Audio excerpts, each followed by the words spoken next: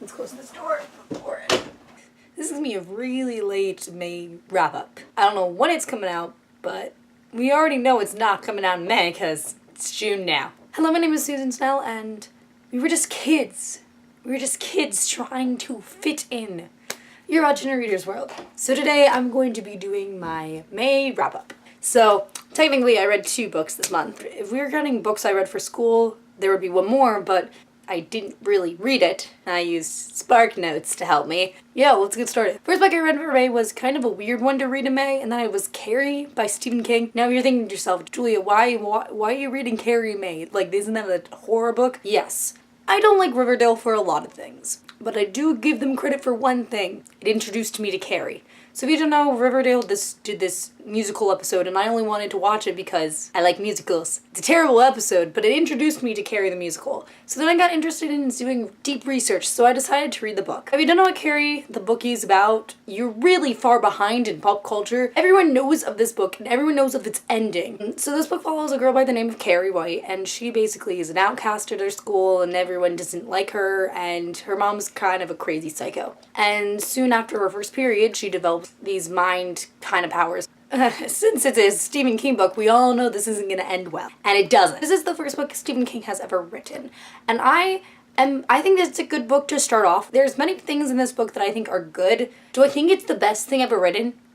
No. But it's enjoyable and it's nice. I like the build up to the huge event. There's about three sections. And you get halfway when the disaster strikes. And I really, really liked that. It might be slow and boring, but the build-up is really good. I did enjoy some of the characters. I did think that it was good that we got a lot of other characters besides just Carrie. That also could be a downfall. I really didn't care about Carrie in this book. As much as I wanted to sympathize with her, I really didn't in the book. I think in the movie, the 1976 one, it did a much better job of sympathizing you with Carrie. I just really didn't feel anything for her in the book.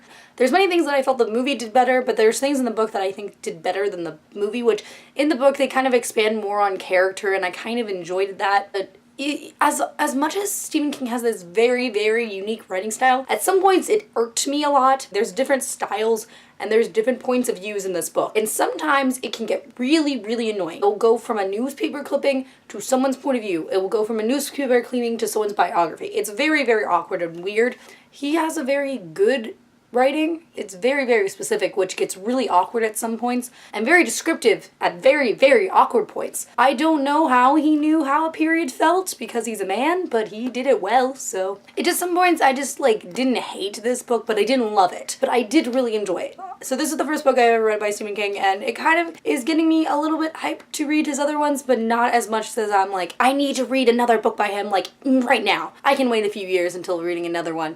So the last book I read for May was Leia on the Offbeat by Becky Albertalli. Now this is the companion to Simon vs. the Homo Sapiens Agenda, also by Becky Albertalli. This was one of my most anticipated books of 2018. Did it live up to the hype? Not at all. I have a video talking about other people's opinions on the book. I will leave it right here, but this is my time now.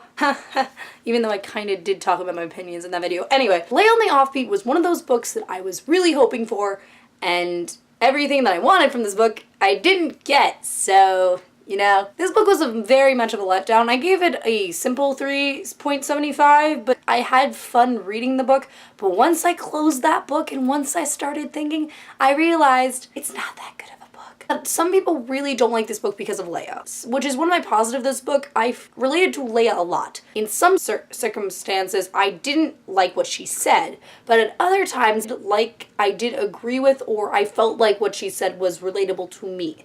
Some people can not like her perspective, and that's totally fine. The thing with this book, though, is that there's no plot and there's no message. In Simon, at least there's a driving force, Simon being blackmailed and discovering himself. There's no plot or message in this. I really didn't get anything from this book. Leia didn't grow, she didn't develop, she didn't go anywhere. And her relationship with this person didn't feel like it changed at all. It just felt very, very forced. And if you don't know this, there is a huge triggering scene in this book where basically someone comes out to Leia and she basically bashes them for not being bi enough or something like that, and it really ticked me off, and a lot of people off that. Do I think this is Becky's like, best book? No. I think it's actually one of her worst ones, but that's really not saying much. That's like saying Rick Riordan's worst book is Blood of Olympus, which it is, but it's not the worst book ever written. It's just some parts of this book I just really didn't like what happened. There's some parts in this book I really did enjoy. I did like that Leia and Bram had a really good friendship. I liked that. I wish it was more with Simon though, but I did enjoy